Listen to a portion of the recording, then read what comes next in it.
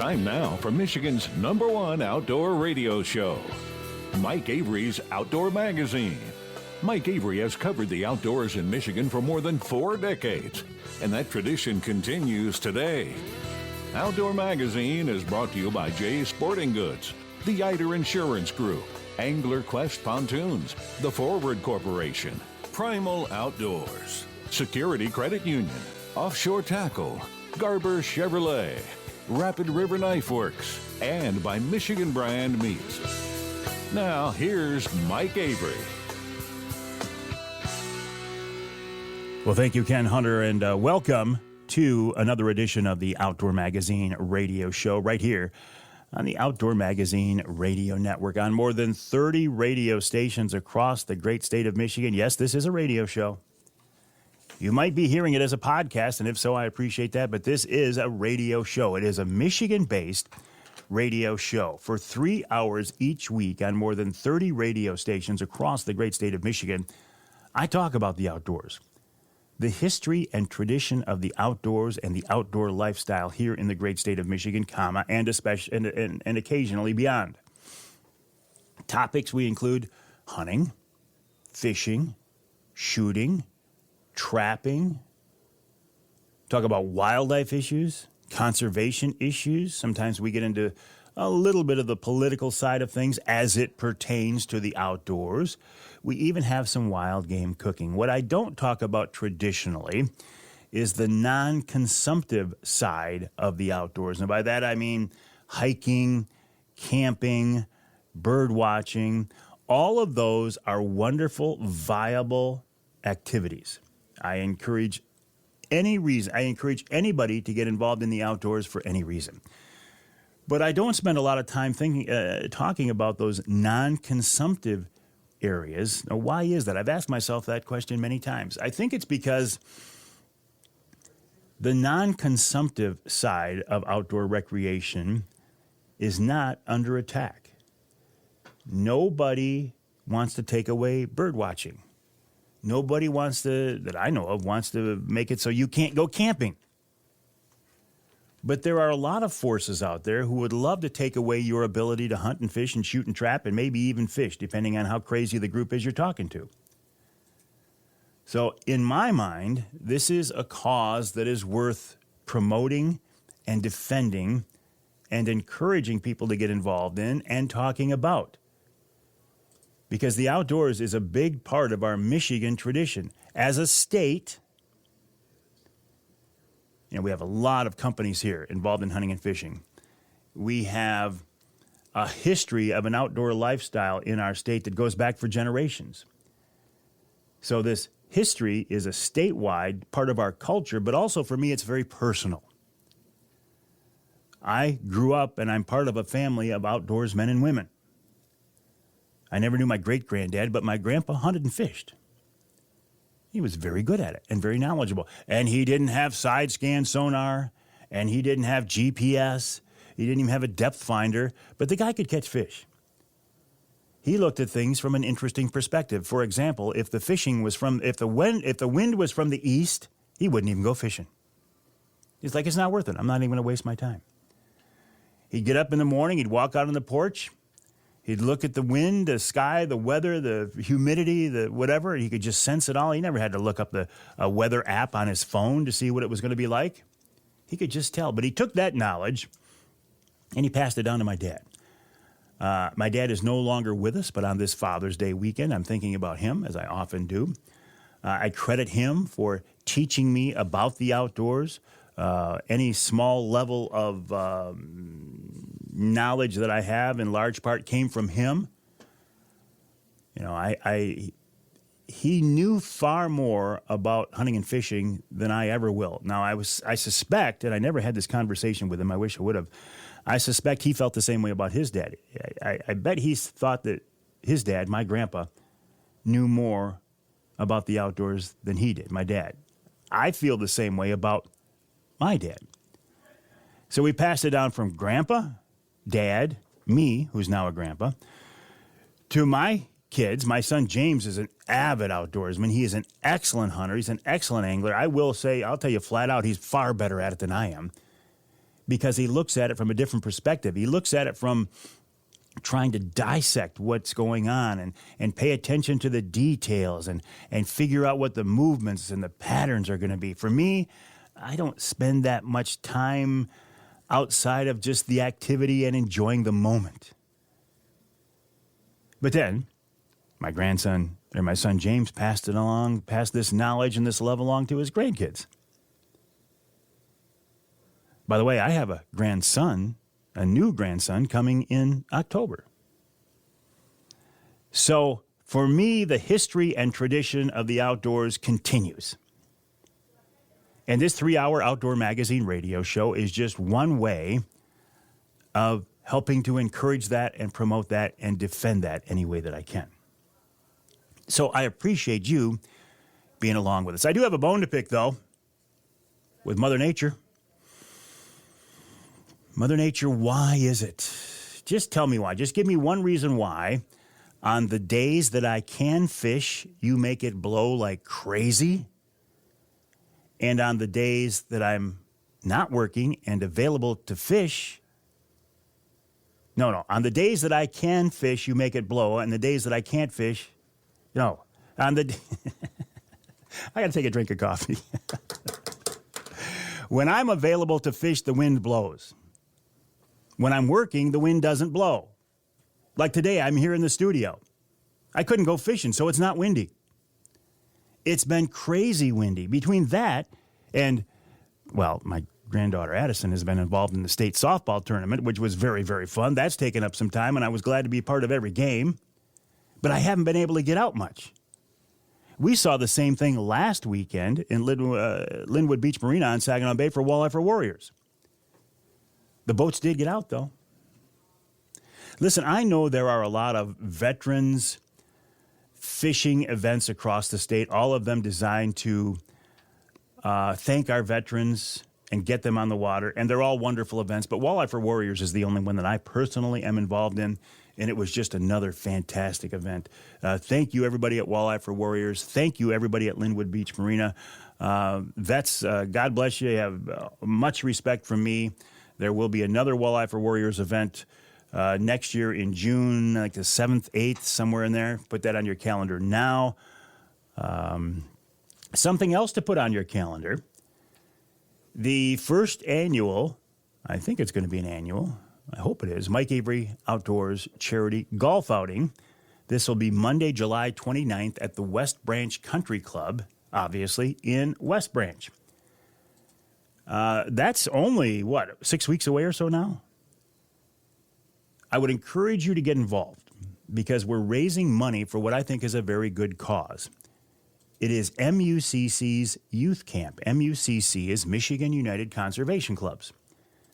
They have a summer camp, to get kids involved in the outdoors. It's not just kids who come from families who are already enjoying the outdoor lifestyle. Here's the part that has me excited. It's kids who have no background in the outdoors. They tell me stories about kids who come out from the city who've never seen stars before because where they grow up, there's so much light pollution, they've never seen stars. So to get kids involved in the outdoors like this is the best thing I can think of. So if we can have a charity golf outing to get together, play some golf, hack a couple rounds of golf, maybe smoke a cigar, maybe if you want, drink a beer, and raise money for a good cause, it's as good as it gets. MUCC.org/golf is where you sign up to play and or be a sponsor. I'd love to have you join us as a player, but I'd really love to have you join us to help sponsor this event as well. Sponsorship levels are very reasonable. They start at $150. I actually think that was a mistake by making that opening tier too low. But we wanted as many people as possible to be involved. MUCC.org/golf to sign up and or be a sponsor. I think it's going to be a great event. I'm really looking forward to it. You never know how a first-year event is going to turn out, but this one's off to a good start. I would like to see us kick this sponsorship level into high gear. So if you enjoy what I'm doing here, if you enjoy what MUCC is doing, and if you want to help kids get involved in the outdoors, I would encourage you to go to MUCC.org/golf and sign up to be a part of this event to raise money for MUCC's Youth Camp. All right, coming up on this week's Outdoor Magazine radio show after the break, a good friend of mine, Nick Grillo of Michigan Brand Meats, joins me to talk about his Ontario bear hunt. Now, he got a nice bear, but he also had a couple of very close encounters with a couple of other bears. I'll let him tell you that story. Then Bob Ransom of Primal Outdoors talks about their new Harvester blind. This takes my Wraith 270 see-through ground blind that I love so much, and it takes it to the next level. It's a little bit bigger, a little bit different configuration. I think you're going to like this. In hour number 2, John Up of River Raisin Ballistics talks about a new cartridge they come up with, a straight-walled cartridge, so you can use it anywhere in Michigan for deer hunting. It's called the 41 Great Lakes. They say it has the recoil of a .243 and the performance of a .30-06. Then Ed Eish from the DNR Fisheries talks about the hatchery system, grayling, the problem they had with BKD with the Atlantics in the hatchery system a couple of weeks ago, and then he answers this week's Ask Avery question. And in hour number 3, Pete Patsalis of Hook One Charters talks about fishing the east side of the state, and we'll wrap it all up with wild game chef extraordinaire Dixie Dave Minar. My name is Mike Avery. This show is called Outdoor Magazine. My website is MikeAveryOutdoors.com. That's MikeAveryOutdoors.com. My email address is Mike@MikeAveryOutdoors.com. I do weekly live streams every Wednesday morning at 8:45 from the radio studio and every Wednesday night at 7 o'clock called Wednesday Night Live. Imagine that. Lots coming up this week right here on Outdoor Magazine. I am so glad you're with us.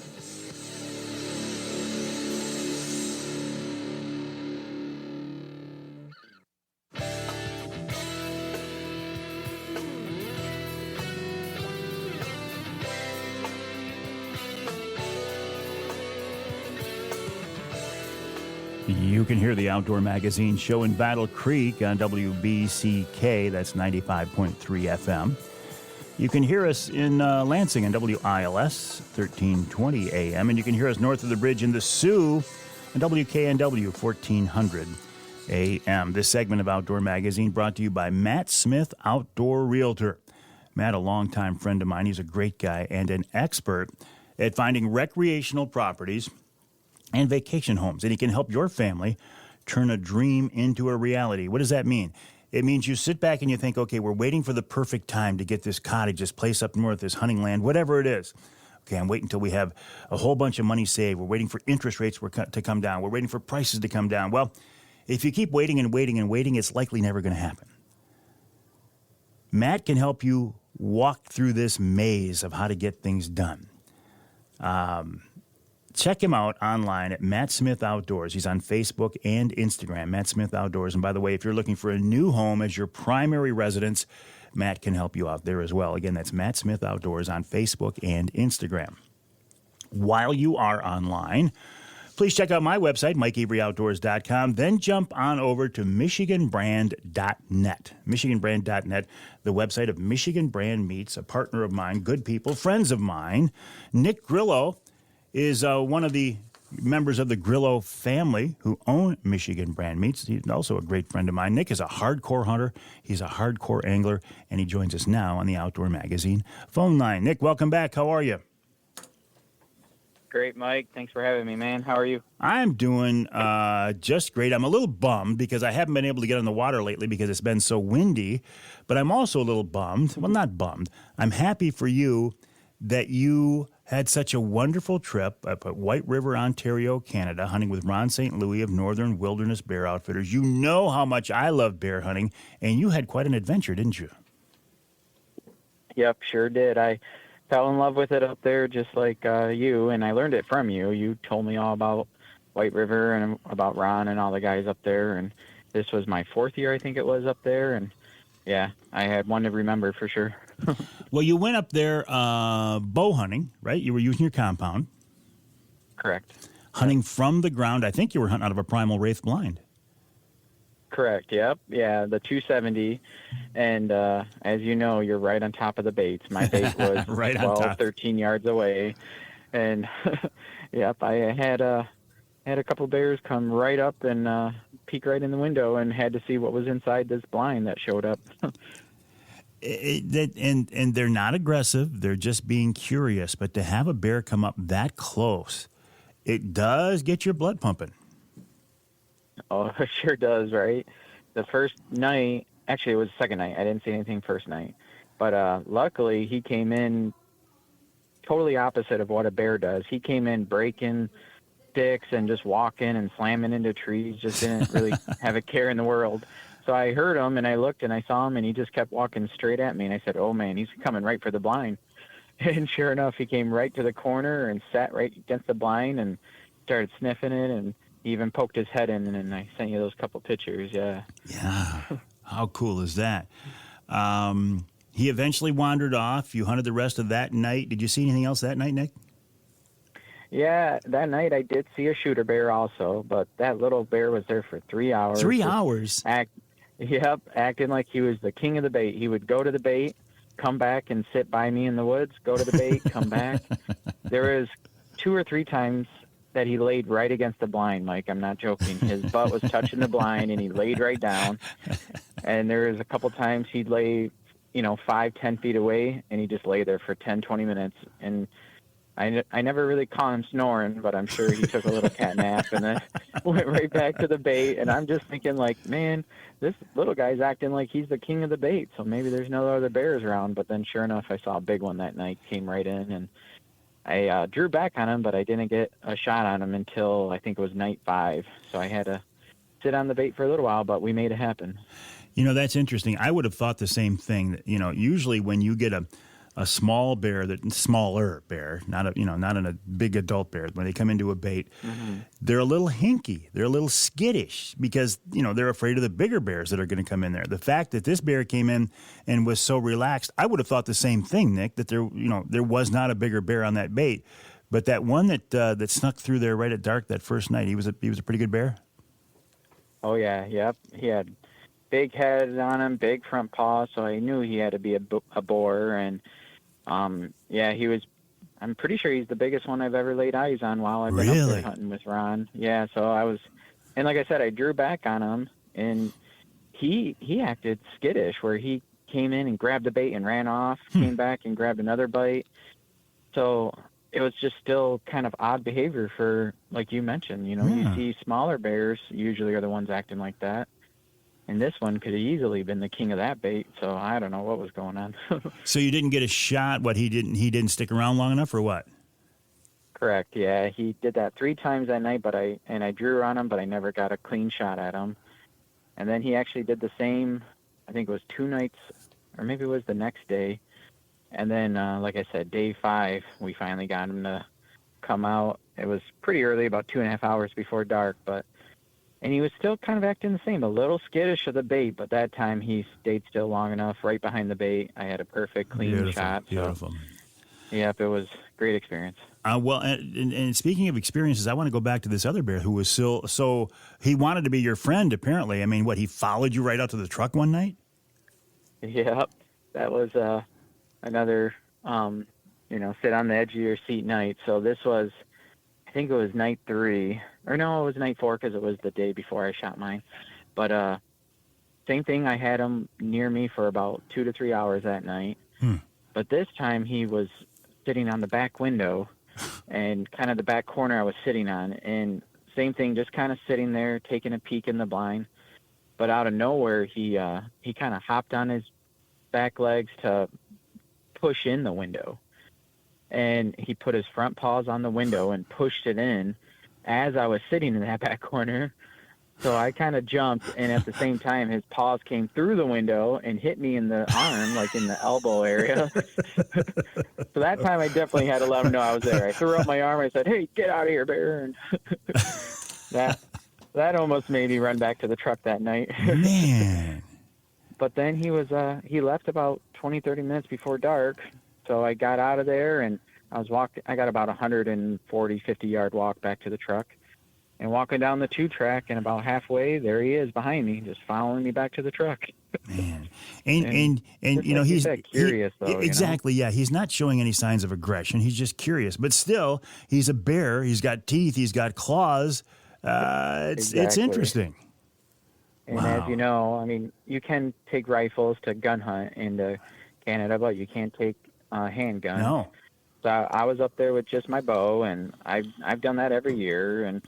But it's obviously a little unsettling being that far in the bush with no cell service, nobody within miles of you, and and you got a bear that's, following you back to your truck. And Wow. so it was, yeah, definitely a little unsettling, but it was a great experience. A great experience.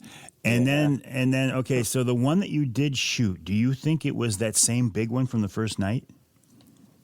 I do. We looked at the video because I filmed the whole hunt, so I had video of him on day one, and then on the day I shot him, obviously, and his ears, his face, everything looks the same. So the coat even looks just as thick. There's no real definitive markers to say, yeah, that one's different. Yeah. So we're pretty sure it was the same one. Yeah. And yeah, I mean, just like and Ron preaches, you got to be patient. You got to sit tight. I mean, they don't just disappear for no reason. Like, they're still making their rounds. And so, even after that night, that bear followed me back to the truck. I was debating, asking Ron, hey, can I try a different bait? Because I just a little uneasy with this bear. And he's just there every day. I just want to give it another shot somewhere else. But the next day is when I shot mine, so I'm glad we didn't move. Hunting bears over bait is such a mental thing because, number one, judging a bear is kind of hard if you haven't seen a bunch of them. But number two, it's, the question, okay, do I stay or do I go? Because the minute you leave that bait, that bear's coming in the next night. Exactly, huh? It happens all the time, doesn't it? Every year it's happening like that. But there was a lot of great experiences. I think Ron had like 28 or so hunters, and every night there's just a great story, even if it's not taking a bear. There was one guy that walked up to his bait to bait and hunt that night, and he had a mom and 2 cubs on the bait, but there was and she held her ground. She didn't run out, so he saw her and he said, "Oh, I'm not going to go any farther." No. But then he looked up in his tree stand, and one of the cubs was sitting on his seat up in his tree stand. Are you serious? I hadn't heard that one yet. Yeah. So he went back to town, and he said, "Nope, I'm not hunting tonight." So the next day, Ron moved into a second bait, and And I also had one of the hunters up there sent me a beautiful video. He's sitting there on his bait, and a moose came in. Isn't that something? Yeah, that was really cool. Yeah, and I know another guy saw a cow too walk down his trail or something like that. And every night you're seeing, people are seeing them driving to and from town. So it's just, as you know, beautiful country up there. It's just something else. It is, isn't it? It's just, it's just enough of a different world that it's always a pleasure to get up there. You see a lot of wildlife, and the people up there are great, Nick. Oh yeah, exactly.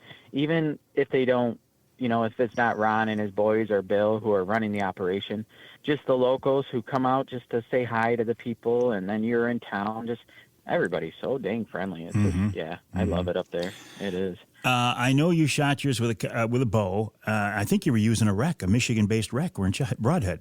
Yep. And it was a pretty cool story. I had a couple guys at camp that tagged out early, came to help drag out the bear. He only went 25 yards, Mike, and it was, I got a great shot on him, but still, I really do think there's a lot to these broadheads because I've had good shots before, and these, animals run 100 yards, but this one only went 25 yards from the bait. And I had the guys come help, and they were like, "Man, this is our 3rd or 4th bear we drug out this week, and we haven't seen a blood trail like this." Oh. And then we take 2 more steps, and they're like, "Oh, the bear's right there."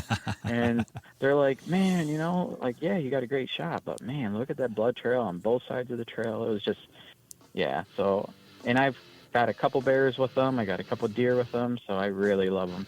Hang tight, Nick. There's something about those Michigan-based family-owned companies that I love, so we'll talk more about that after the break, talking with Nick Grillo of Michigan Brand Meats, michiganbrand.net, michiganbrand.net. He's talking about hunting in White River, Ontario with Ron St. Louis of Northern Wilderness Bear Outfitters. You can find him at northernwildernessbearoutfitters.com. We'll take a break. When we come back, more with Nick. Then we'll wrap up the hour with Bob Ransom of Primal Outdoors, the company that makes that Wraith 270 that Nick was hunting out of.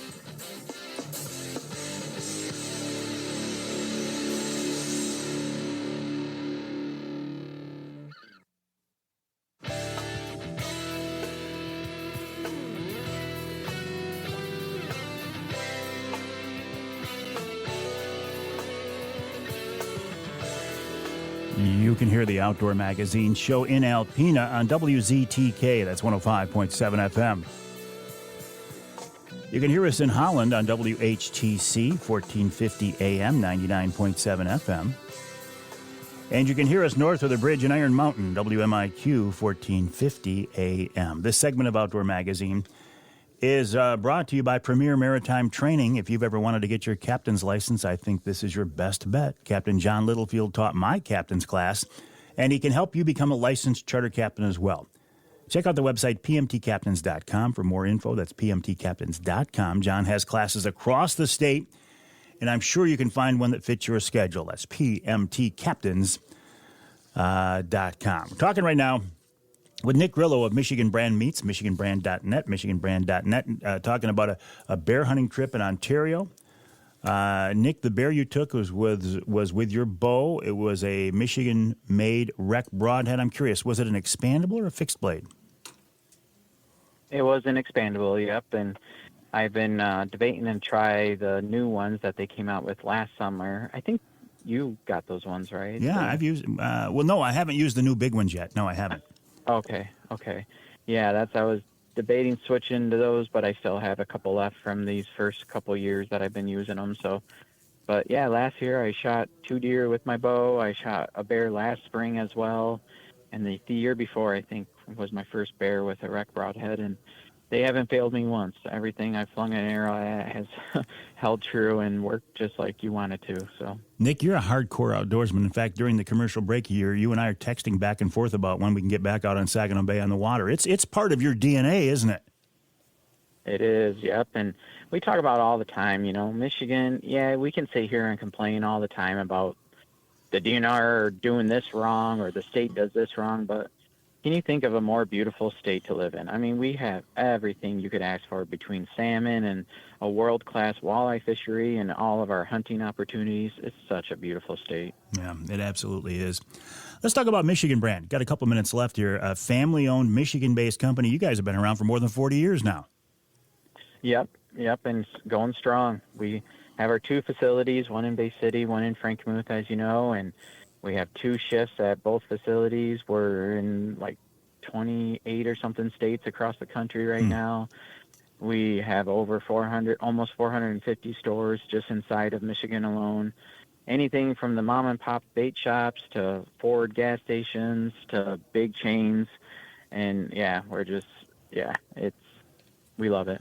Jerkies, summer sausage, hunter sticks, including those tasty Mike Avery hunter sticks.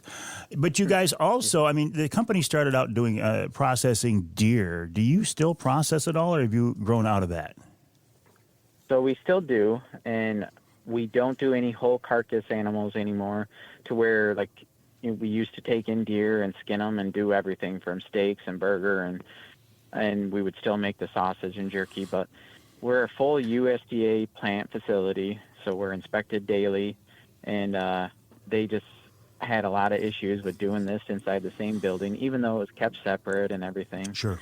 So after years of that, we decided to just we're still doing the processing, but we can't take any carcasses in, so the meat does have to be boned out. So even though, with my bear, that I had to follow the same rules, obviously. So as you know, up there with Ron, they do a lot for you. I mean, they drugged it out of the woods. They helped me get it back to my truck. We got it back to the skinning shack, and they quartered it all out for me. And then once I got it back stateside, I cut it off the bone. I brought it into work, and actually today we're smoking it, but we're smoking some snack sticks today out of that bear. Oh, boy. Yeah. Well, so if boat snacks I was going to say, if those are done by the next time we go fishing, you better bring some.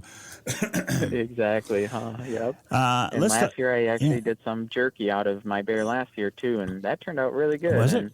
And, I haven't had bear jerky in years. We have some people that bring it in every other year or so and want jerky made out of it, But I haven't tried it for years, so I made some bear jerky last year, and it turned out real good. Well, you make bear brats for me every year, and there's nothing better in the world than a bear brat on the grill.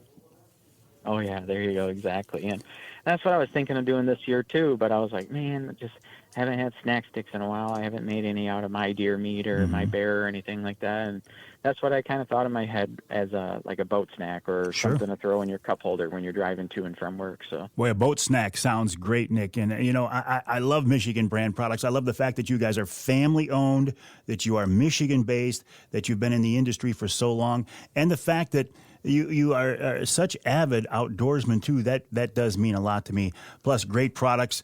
I've had a chance to work with Michigan brand for a few years now. And one point I'll bring up here too. I have learned that some of the dealers that Michigan brand have learned about the company and their products through me, through the Outdoor Magazine radio show. So if you are a dealer, if you have a shop, or if you have a sporting goods store, if you have a gas station or a party store, whatever, and you would like to carry Michigan brand products, send me an email to Mike@MikeAveryOutdoors.com. I will put you in touch with Nick, and maybe we can make something happen. That's Mike@MikeAveryOutdoors.com. If you would like to be a dealer for Michigan brand meats, a Michigan-based, family-owned company, how cool would that be? Real quick before we let you go, Nick, MichiganBrand.net. People say, where can I get the products? There's a store locator on the website, right? Yep, correct. And we have every location in the state listed on there. It's made easy where you just put in your zip code or any zip code you want, and we'll give you a list of stores within your region. All right, that's Michigan Brand. John, my clock is off maybe, huh? We're good?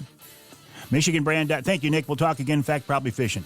MichiganBrand.net. That's MichiganBrand.net. We'll take a break here in the Outdoor Magazine show. When we come back, Bob Ransom of Primal Outdoors talking about the new Harvester blind and how you might want to get your hands on one in time for this fall's hunting season.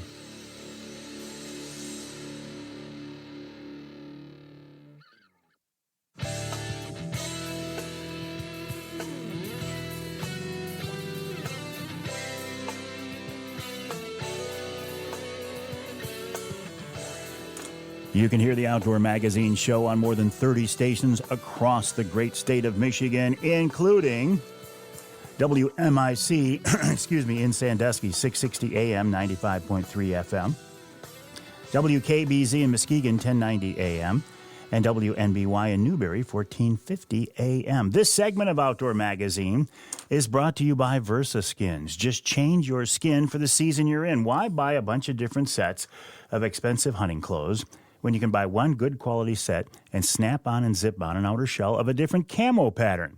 It's genius. And if you need big sizes, 4, 5, 6X, VersaSkins can help you out there. Or if you are a saddle hunter, VersaSkins makes jackets specifically for saddle hunting. That's VersaSkins.com, VersaSkins.com. You hear me talking all the time about Primal Outdoors, the Wraith 270 see-through ground blind. It's been my go-to blind. I love that blind.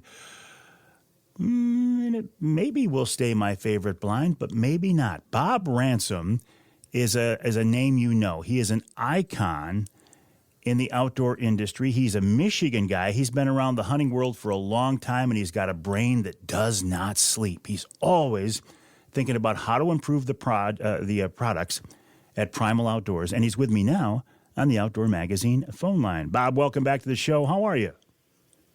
Doing fantastic, Mike. Thanks for having me. Hey, listen, it was a real pleasure to talk with you last week on the Primal Outdoors podcast, and I would encourage people to go to the website PrimalOutdoors.com, that's PrimalOutdoors.com, and listen to that conversation because you talked about some of the new things coming up, and what I want to cover here on the radio show in the few minutes we have is specifically that new Harvester blind. Yeah, we put a lot of thought into the new Harvester blind, and we're awful excited about it, and it's off to a fantastic start. Well, I think it's the best of my Wraith that I love so much, and even more. It's a little bigger, a different window configuration. You did put a lot of thought into this, Bob. Yeah, there's no Velcro and no zippers.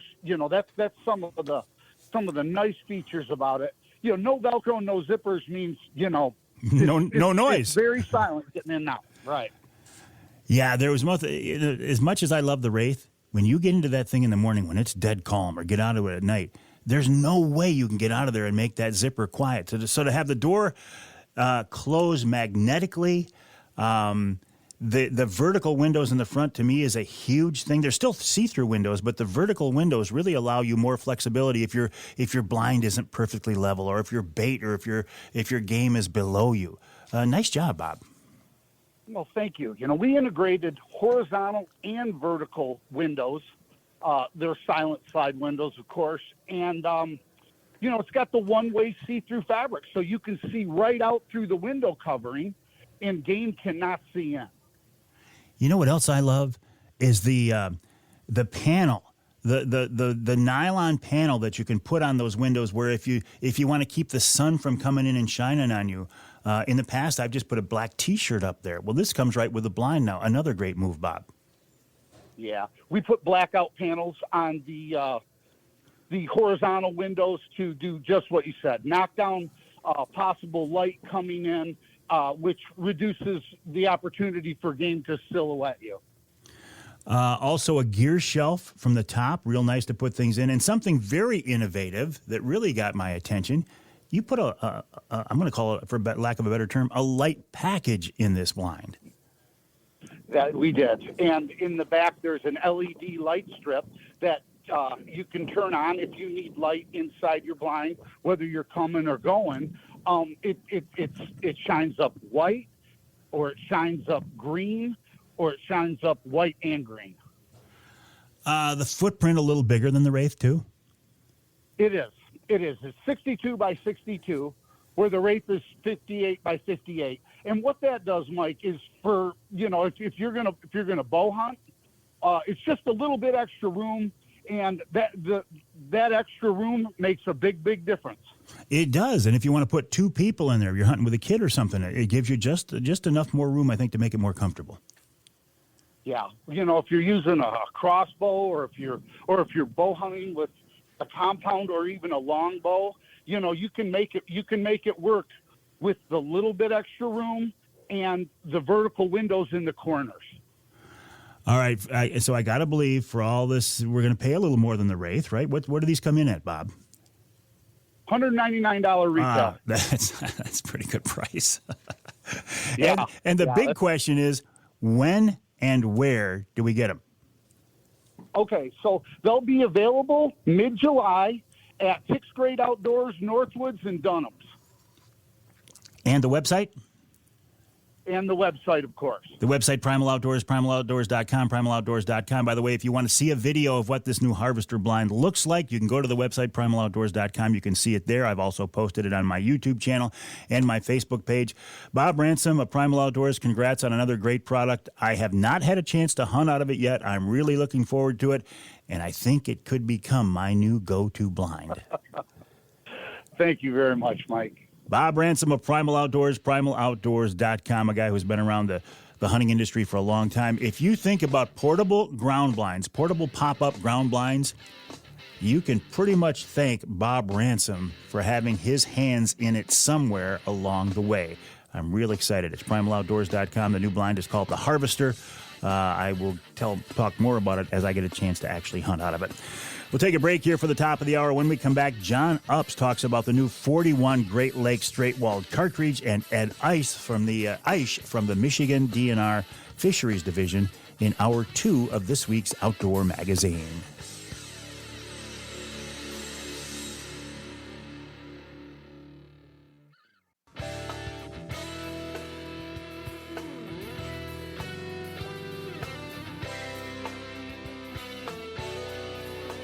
Time now for Michigan's #1 outdoor radio show, Mike Avery's Outdoor Magazine.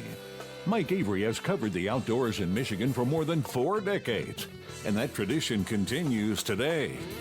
Outdoor Magazine is brought to you by Jay's Sporting Goods, the Eider Insurance Group, Angler Quest Pontoons, the Forward Corporation, Primal Outdoors, Security Credit Union, Offshore Tackle, Garber Chevrolet, Rapid River Knife Works, and by Michigan Brand Meats.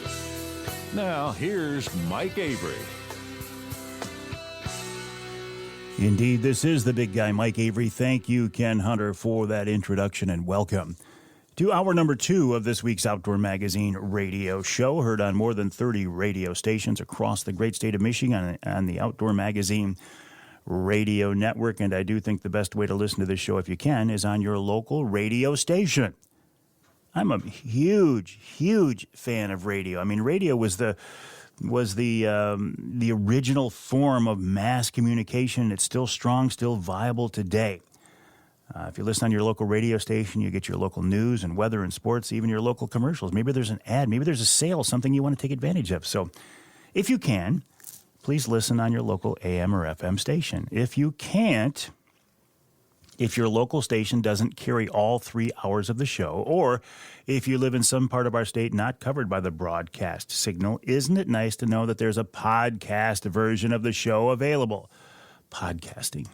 Everything's a podcast these days. You can watch something on TV, it's a podcast. You see anything online, it's a podcast. You hear anything, any type of audio, it's a podcast. Well, that's not a fight I'm going to fight anymore. You can hear, I'm just glad you're listening. You can hear the podcast version of the radio show many, many, many places, including my website, MikeAveryOutdoors.com. I put it on my Facebook page every week. It's on Amazon Music and Audible, Twitter, now called X, LinkedIn, Apple Music, Google Play, iHeartRadio, SoundCloud, Spotify, TuneIn, Stitcher, Player FM, Deezer, Odyssey, and even YouTube. Yeah, I put it up on YouTube. For now, it is just an audio version of the show. I've toyed around with maybe a video version of the show. I think it would be really, really boring. What I might do, Jonathan, as I think about it, I might put that first segment of the show. No, it's already on YouTube. The first segment of the show is live on YouTube anyway, so I think we're going to keep it the way it is. Speaking of podcasts, though, I do monthly podcasts for Offshore Tackle, Primal Outdoors, and Angler Quest Boats. We have reinstated the Angler Quest podcast. The new Angler Quest is QUEST. And when I'm done here in the studio with this week's radio show, we will record this month's Angler Quest podcast with Dan Jordan. Dan is a hardcore angler, Lake Michigan angler, who travels all over the place, fishes for everything out of his Angler Quest. So we'll talk about that and get his thoughts. My first guest this hour is kind of a follow-up from last week. I had Gabe Van Wormer on with me, and he was talking about this company that was making this new caliber straight-walled cartridge. And he said it's very exciting, and we actually followed up, and he said, Mike, I think John Upp of Raisin River Ballistics, River Raisin Ballistics, would be a great guy to talk with on the show. So I've been talking back and forth with John, and he is reluctantly and graciously agreed, no, I'm just kidding, to give me some time on this week's show, and he's with us now on the Outdoor Magazine phone line. John, welcome to the show. You and I have not talked before. Thank you for joining me. Thanks for having me, Mike. I appreciate it. So first question I have, well, let's back up. Your company, what do you guys do? How did you get to the point where you're at? Well, I started developing the 41 Great Lakes in 2019 when the 350 Legend came out. And I had it banging around in my head for a little while and really didn't say anything to anyone. And then I decided to share it with my business partner, Larry Miller, who is probably the most prolific hand loader I've ever known. So I showed it to him, and he said, well, I kind of like it. Let's see what we come up with. And initially, I think we really thought we were going to do something for our kids and grandkids and maybe a few of our buddies, and that was where we would leave it. But as we went through the development process and we realized just how good this cartridge was, we said, well, we've got to share it with the people in the Midwest. Everybody should have the benefit of the cartridge. And that's really how we got to this point. So what is it that you guys do? Do you make ammunition? Do you make guns? What's the crux of the business? Or is this the business, this new 41 Great Lakes? It really is the start of the business. It started out as a straight wall cartridge development company. Really because the commercial industry, they make straight wall cartridges, but they don't live under the restrictions of a straight wall cartridge. So they tend to give you what they come up with, and anything more than that, you might as well forget about it. So it really took people that live here and concentrate on the cartridge to 41 Great Lakes. John, you're breaking up just a little bit. I think it's in the cell, so I don't know if you can maybe find a spot near a window or whatever. I'd appreciate it. But all right. So we've got the 350 Legend, we've got the 450 Bushmaster, we've got the 460 Buckhammer. Why do we need a 41 Great Lakes? Well, it's unique in the fact that it generates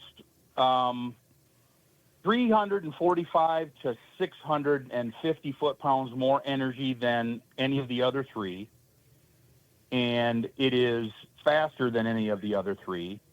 And the real kicker is it has a recoil impulse like the 350. So you get all the power of the 450, and actually, to tell you the truth, it actually beats a lot of bottleneck cartridges. It is truly a 400-yard round without any recoil. Wow. I have heard, and tell me if this is accurate or an overstatement, the recoil of a 243 with a performance of a 30-06. That's correct. Wow. It'll run shoulder to shoulder with 180 grain 30-06 all the way to 400 yards.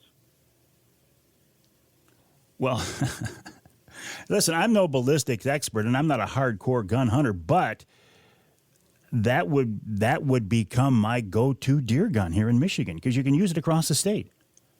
Yeah, it's been slow in coming.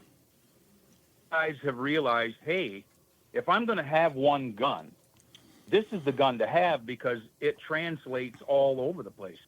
If you did want to take it out west and shoot a mule deer, you could. And if you wanted to stay here and kill a black bear in Michigan, you could. It's last season, in a variety of different loadings, we killed 90 whitetails, one 420-pound black bear, and now we're starting to kill some big pigs in South Carolina. So it's really performed super, super well all the way across the board. So is this still in the testing stages, or where are we at? Is it a production thing? Can we go out and buy a gun chambered in 41 Great Lakes anywhere? No, right now it's a custom option. And what we suggest, and now we've done platforms in everything except for pump rifle. That's the only thing we haven't done. We've done single shots, lever guns, particularly Savage 99s have been converted to it. ARs, bolt guns. We've done everything except for like a Remington 7600 pump gun. And we're probably going to do one of those just for proof of concept. But we found that the Ruger American platform in 450 Bushmaster or 308 can be rebarreled in 41 Great Lakes and just turns into a fantastic custom bolt gun when you're done with it. And you can do that for less than $2,000. And Larry and I just had the pressure testing done at Steinel Ammunition in Ohio yesterday. We haven't heard the results yet. We're going to start a boutique loading operation, and we're going to provide the ammunition for all the custom rifles that are out there. And I think right now we're about 40 custom rifles that are out. Our pro staff guys have them, and now we have a lot of customers that have them. And so the idea is to build the round up to the point when the commercial industry does come knocking, they'll see the value in the round. And so that's really kind of where we're headed with it at this point.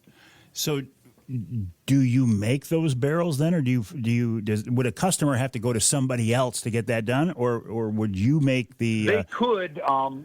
Yeah, they could. Douglas Barrels in West Virginia does the work for us right now. We've had just phenomenal luck with the rifles. All these rifles come out of the box shooting sub 3/4 inch groups at 100 yards, and they only tighten up from there. They're just capable of incredible accuracy. It's really startling. So to expand this, I mean, is the key to get into the Remingtons and the Savages and the Marlins, or is it to get into the fellow Michigan companies like the Brentons and the Great Lakes Arms and stuff? Who do you partner with to take this to the next level? Well, that's a good question. We've spoken with Great Lakes, and right now Bear Creek Ballistics in East Leroy is building an all-copper controlled expansion round for us. And then we're also partnered with Fury Customs up in the Thumb. They make our soft points, the 200 grain, 180 grain, and 225 grain offerings. And we have over 25 developed rounds right now. John, hang tight. I got to take a break here, but we'll continue after the break. I do need to know, though, where do we find you? Is there a website or something, or where's the best place to find you online? The best place online is actually Gabe Van Warmer's personal channel. Gotcha. Full Quiver Outdoors. You can see us, and then there'll be some contact information. And we also have a Facebook page. All right, perfect. Facebook or Gabe Van Warmer's Full Quiver Outdoors. We'll take a break. When we come back, more with John Up talking about this 41 Great Lakes right here on Outdoor Magazine.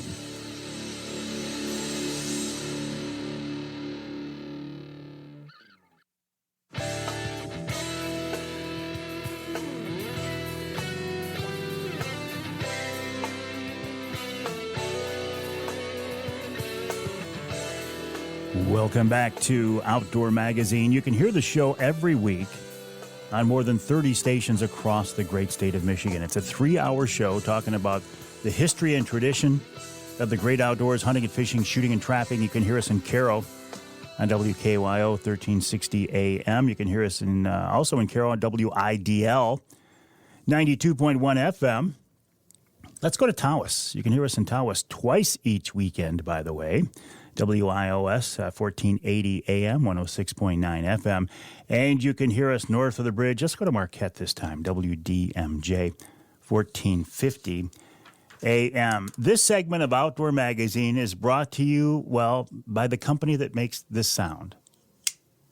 I don't even have to tell you what that is anymore, do I? No, I don't. That's the sound of my Rapid River knife. As I pulled it out of my pocket and I opened it up and it locked back. You know I am a huge fan of Rapid River. Michigan-made, family-owned, my sweet spot there. These things they're handmade by craftsmen in Michigan's Upper Peninsula. They are guaranteed for life. In fact, I've got a couple of knives on the way to Rapid River right now. My son's knife and my knife, we had a couple of minor things go wrong with them. No big deal, but just something I thought, look, I'm gonna get them tweaked up and have them made almost brand new again. So my brother-in-law, Uncle Johnny, is delivering these to the Rapid River Knife Shop on US 2, just east of Rapid River. They're going to refurbish the knives. They're going to make them like brand new. They're going to resharpen the knives. And what he doesn't know, so don't tell him, I ordered 2 more knives, the mini Yoopers, the small lockbacks that'll fit in your pocket without a pocket clip, and one of them has his name on it. So I buy Rapid River knives. I would encourage you to do the same. If you use the promo code Avery10, that's Avery10, you can get 10% off if you go to the website, rapidriverknifeworks.us, or if you stop by the showroom on US 2 just east of Rapid River. Rapid River knives, really, probably, unless you live in the area, probably too late to get one for Father's Day, but Dad would like to have one after the fact, too. RapidRiverKnifeWorks.us. Talking now with John Up of River Raisin Ballistics. They have a Facebook page. Also, Gabe Van Warmer, a friend of the show who we had on last week, has been doing a lot of work with him. He's working with them and shooting video. You can find him on Full Quiver Outdoors on YouTube. But John, I want to go back to the beginning of this whole thing. Why would you, when you know there's such competition out there, the companies you're competing with are huge multi-corporate conglomerations, why would you guys even dip your toe in this? It's an interesting question. I just feel that not both of us like the 350 and 450, but there are glaring flaws with them that I thought could be addressed.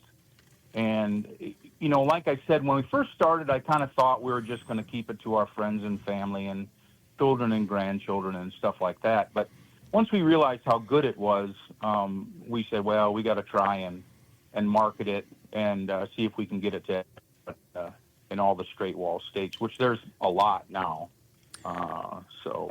And for folks who don't understand the significance of a straight walled cartridge is a few years ago here in Michigan, DNR, NRC allowed deer hunters to use a straight-walled cartridge in the old, what used to be called shotgun zone. So you could use them all across the state. So it's opened up a big market. I guess I didn't realize it was also beyond Michigan, John. Yeah, right now there's 18 states that have some form of straight wall legislation, whether it be on WMAs or federal land or walk-in ground or whatever. But it's really a huge trend. Some of the research suggests that almost everything east of the Mississippi in 10 years will be straight wall. Oh, now I know. Now I see why you're looking at this. Yeah. It's an economic thing for sure. So does the 41 Great Lakes, does that, would you call it a, what do they call them, wildcat round? Is that what it is for now? I guess technically that is what it is. We have given it to a major manufacturer for SAMI review. But anybody that knows anything about the firearms industry knows that a SAMI review process is not a short one. So, Larry and I could have kind of sat back on our laurels and let the commercial industry do their work.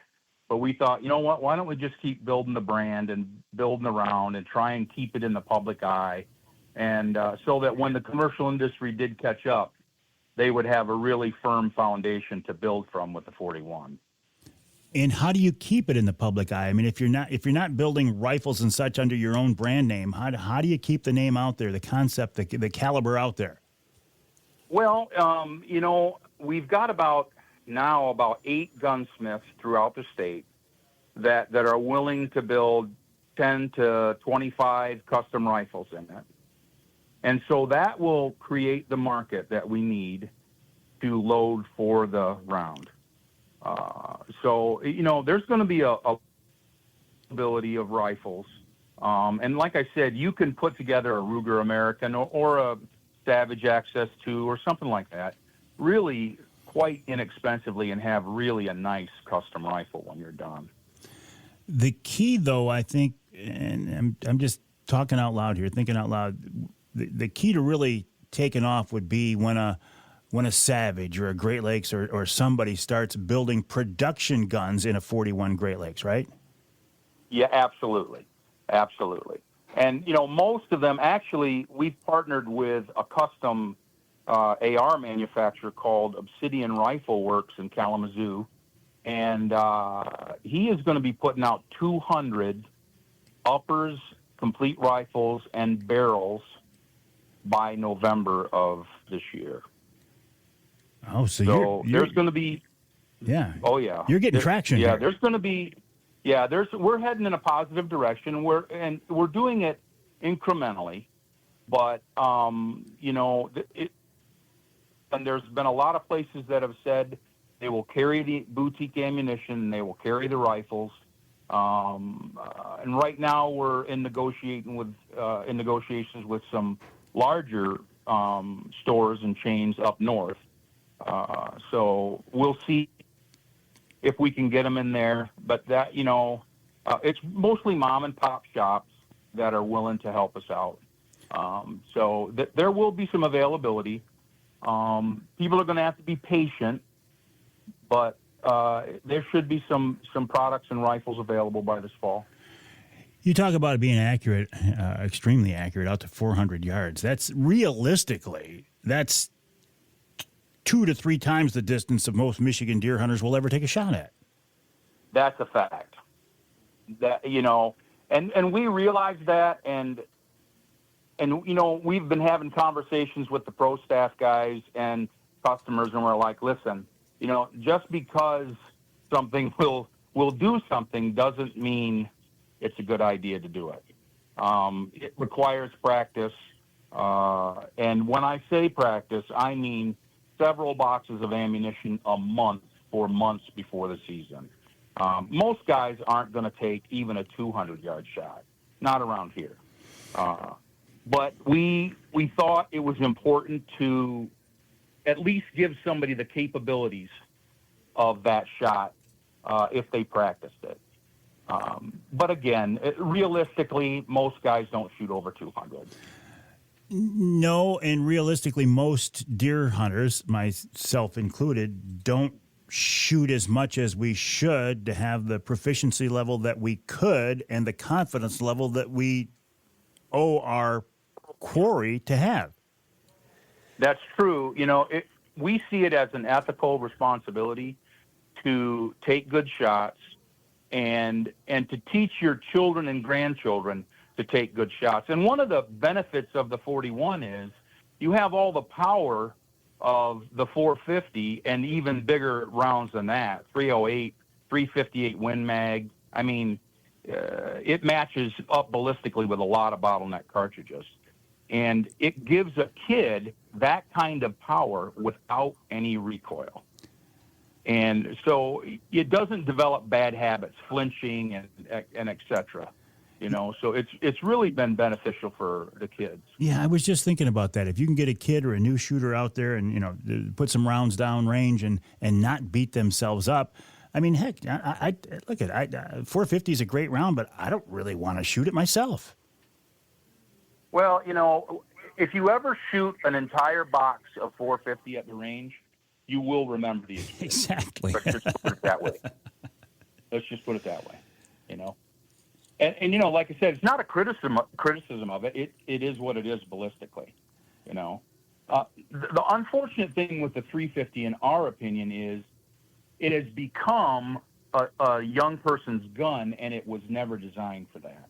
It was designed to be an expert deer hunter's rifle.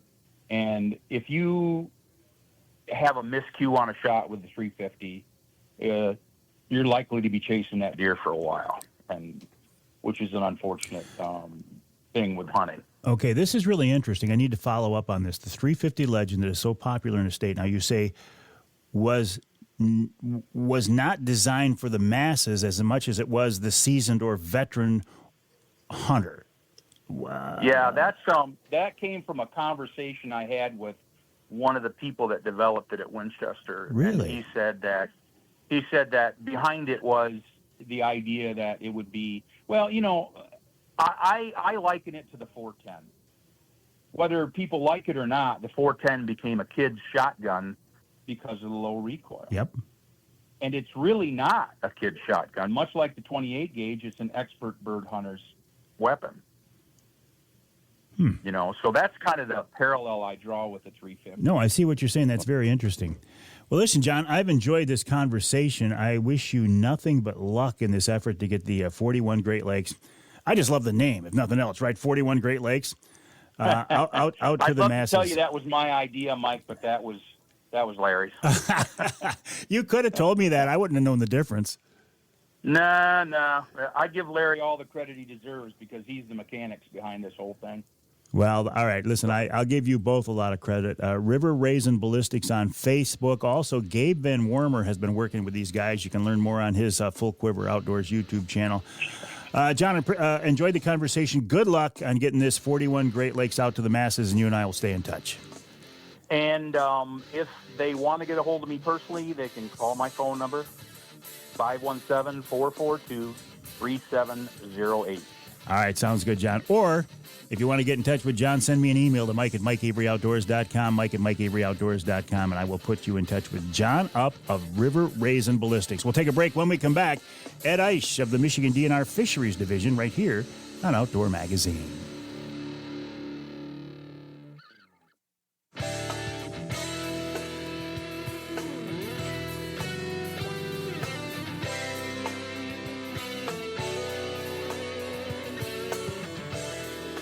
You can hear the Outdoor Magazine show in Sheboygan on Big Country Gold WCBY. That's 1240 AM, 100.7 FM.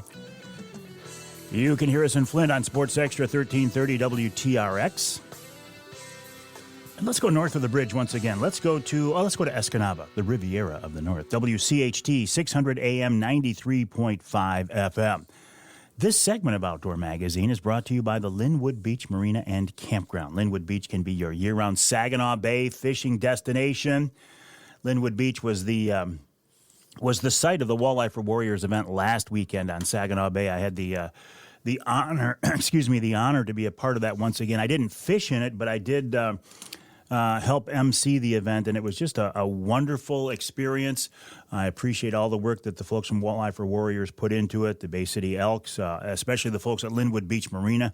I mean, they were out there for a week ahead of time. I can't say enough about Linwood Beach. For number one, it's a perfect location on Saginaw Bay.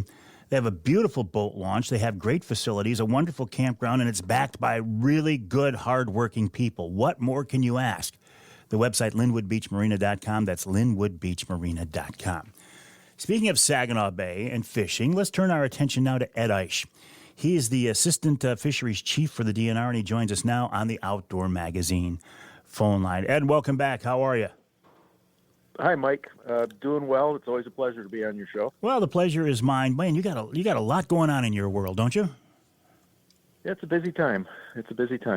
What should we talk about this time around? I got a couple topics in mind, but we'll let you get it started, Ed. Oh, gosh. Well, there's a lot going on right now. Of course, this is a super busy time for all the Fisheries Division field staff. Everybody's out and about doing their spring lake surveys and that sort of thing. We just wrapped up our muskellunge egg take on the Detroit River. That was very successful. We had found lots of ripe females and got good numbers of eggs to get that program off and going. Pretty much wrapped up our spring stocking season, so we put a lot of fish in the water. I don't have exact numbers yet; they're still being tallied. But that's kind of the big things that are going on right now. And of course, I know you're aware of our our Arctic grayling program, and the unfortunate news about our Atlantic salmon bacterial kidney disease outbreak that we had. Well, let's talk good news first. Well, I think it's good news first with grayling. What's the status of that project? Are there grayling swimming in Michigan now? Well, there actually are. Not necessarily as part of our official reintroduction effort, but more kind of a byproduct of that. So when you're building a brood stock, and brood stock are the fish that we collect the eggs and milk from when we're creating new year classes, you always plan for a few extra in the event that you have a disease issue or maybe a loss to a mechanical issue or whatever. And as a result of that, these fish behaved really well in the hatchery. We had very few losses, and we had some surplus brood from our 2019 and 2021 year classes that we need to find a home for. So we had three lakes that we stocked last fall with some surplus brood stock. Ah. And have anglers seen these fish? You know, I've not heard anything this spring, but interestingly, just a few days after we stocked, maybe a week after we stocked Pine Lake in Manistee County last fall, we had our Cadillac office had contact with from some anglers that said, I'm not sure what I caught here, but I think I caught an Arctic grayling. And we hadn't publicized it yet because we wanted to give the fish time to kind of get acclimated and whatnot. So just within a week or so after we put them in there, we were hearing word that some were being caught. Yeah, that would be a surprise if you didn't know you were there. They were there. Okay, let's talk about Atlantics. I mean, so many people have such high hopes for the Atlantic salmon, but you had a problem in the hatchery. We did. The year class of yearling Atlantic salmon that were being reared at Harrietta Hatchery were found to be positive for bacterial kidney disease. Not just positive for the bacteria, but they had an active disease outbreak ongoing. And unfortunately, it resulted in the need to euthanize that entire lot. That was 31,000 fish. Small portion of our overall production. We also produce Atlantic salmon at Platte River State Fish Hatchery, and those fish were in fantastic shape and were all stocked. So all of the locations that we normally stock with Atlantic salmon got a pretty good number of fish. Not the full complement, but still a good number of fish. Well, 31,000 sounds like a lot of fish, but I guess if you stocked 1 million, it's nothing. How many did you were you able to get out there? I don't know the exact number of what Platte River stocked. I think it was probably around, I want to say 180,000, somewhere in that ballpark. Yeah. So our overall target is 210,000, and we stock 4 different locations that are, there's the St. Mary's River, and then 3 locations in the Lake Huron Basin proper. So there's the Thunder Bay River at Alpena, the Au Sable River at Oscoda, and Lexington Harbor. And all of those 4 got stocked, and we also had enough fish that we were able to put a decent number. I think it was around 20,000 that went into Torch Lake in Antrim County. Oh, wonderful. A lot of people very excited about the Atlantic salmon. We're talking with Ed Eish, the Assistant Fisheries Chief for the Michigan DNR. The website for the DNR, michigan.gov/DNR, michigan.gov/DNR. Got to take a break here in the Outdoor Magazine show, but when we come back, Ed has agreed to stick around and answer this week's Ask Avery question, and it's an interesting question. We go from grayling and Atlantic salmon to carp, and it's a question I've never really thought about before, but when posed, it's an interesting question, and Ed will talk with us about that and more.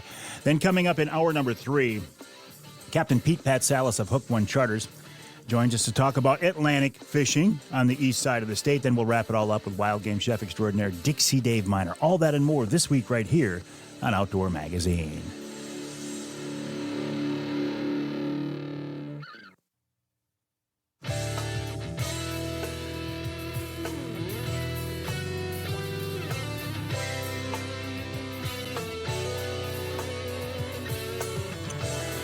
You can hear the Outdoor Magazine show in Houghton Lake on the Twister 92.1 WTWS. You can hear us on the other side of the state, Port Huron WPHM 1380 AM. And you can hear us in Manistee on WTIQ 1490 AM 95.3 FM. The Ask Avery segment is brought to you each week by the good folks at Security Credit Union. Security Credit Union loves to work with outdoorsmen and women, and they can help you with your next outdoor adventure. Check them out online at securitycu.org. That's securitycu.org.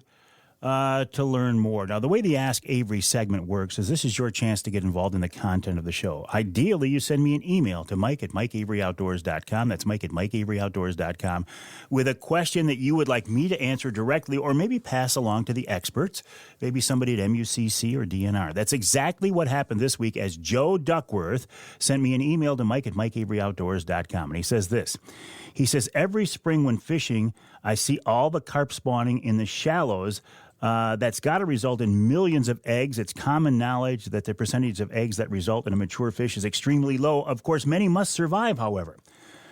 Jeff says, my question is this.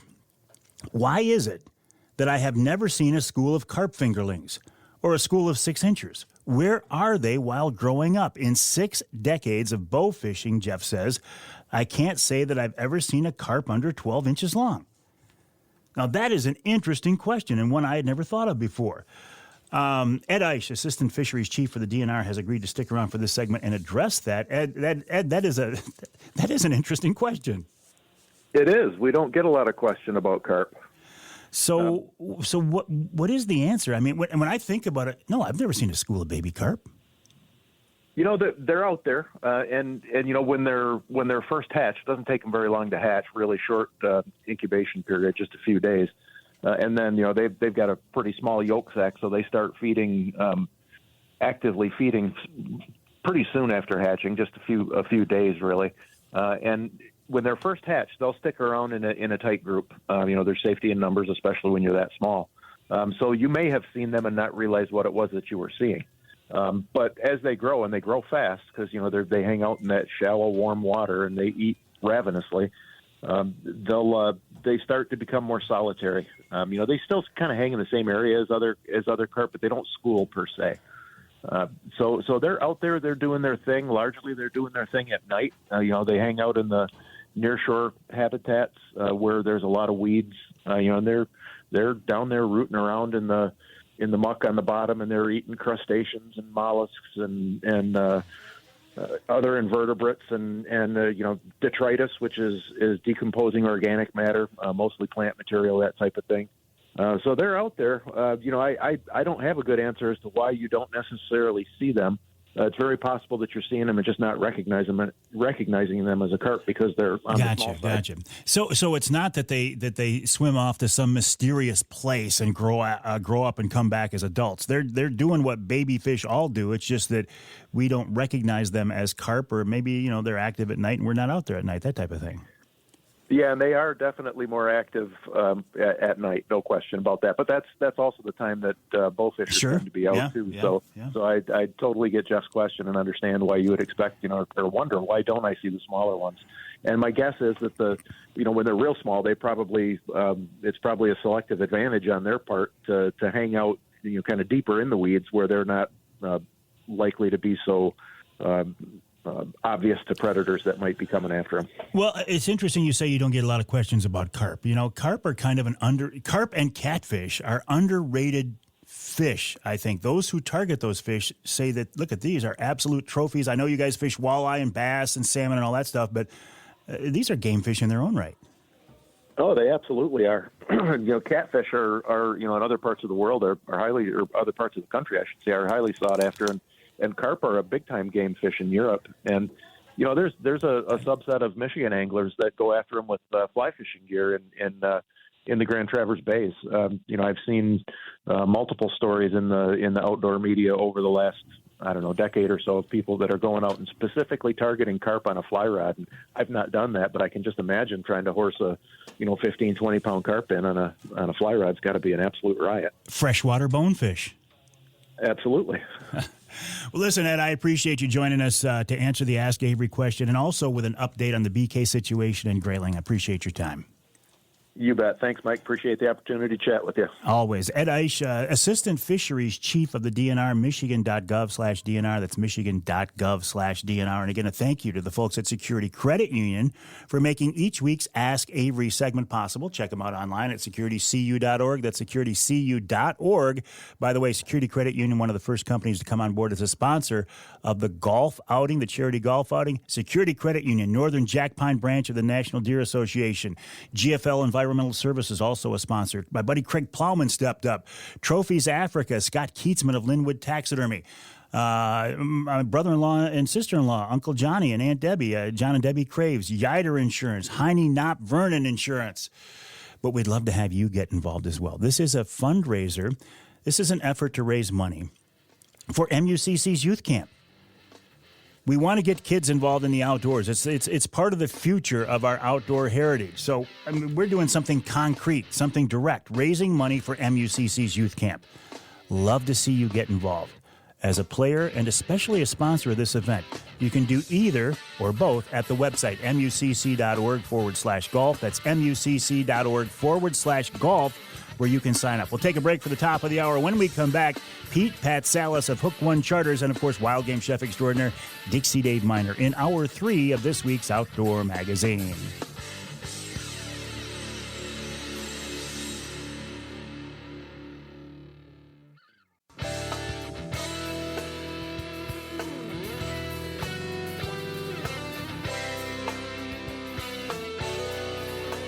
Time now for Michigan's #1 outdoor radio show, Mike Avery's Outdoor Magazine. Mike Avery has covered the outdoors in Michigan for more than 4 decades, and that tradition continues today. Outdoor Magazine is brought to you by Jay's Sporting Goods, the Yider Insurance Group, Angler Quest Pontoons, the Forward Corporation, Primal Outdoors, Security Credit Union, Offshore Tackle, Garber Chevrolet, Rapid River Knife Works, and by Michigan Brand Meats. Now, here's Mike Avery. Indeed, this is the big guy, the old guy, Mike Avery. Thank you, Ken Hunter, for that introduction, and welcome to hour number 3 of this week's Outdoor Magazine radio show here on the Outdoor Magazine Radio Network, and so glad to be able to join you every week right here in this studio to talk about our outdoor lifestyle, our history and tradition of the outdoors. I mentioned, I used a 3-letter word to describe myself, and I am getting there. I've been around for a while now. It is interesting from my perspective to look at the outdoor business here in Michigan. The folks who have been around for a long time, who are established and kind of maybe working their way out of the business. Listen, I'm not trying to tell you I'm retiring. That's not what this is about. I have no plans to retire. Of course, I will make the caveat, God's plans and my plans are 2 different things, so I don't know what he has planned. But my plan is I'm going to be around for a while. But I love to talk with folks who are much younger than me, who are making a name for themselves in the outdoors, whether it's the outdoor media, whether it's outdoor manufacturing, whether it's fishing or whatever it is.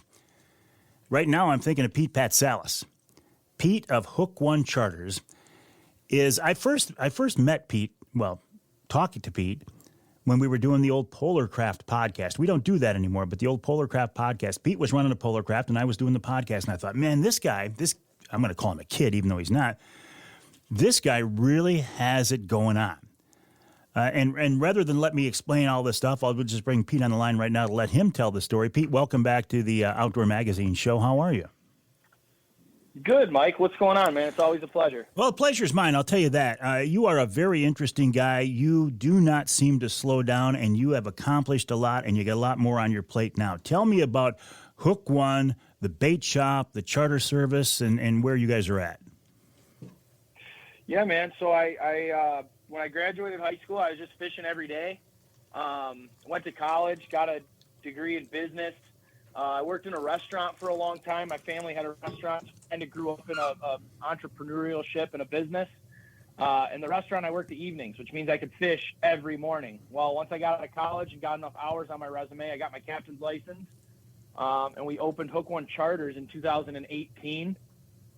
Right here in Marine City, so we're right on the St. Clair River, and then we fish a lot of lower Lake Huron and then the northern part of Lake St. Clair.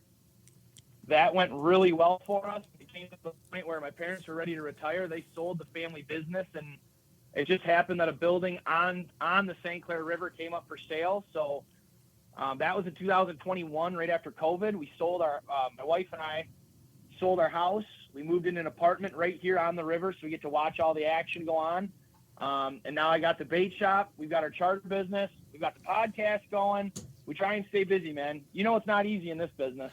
Well, I know it's not, especially for somebody trying to break into it. But what I heard so many things in what you just said that are so very impressive. Number one, number one, you sold your house to help make this happen. You took a chance. You and your wife took a big chance, Pete.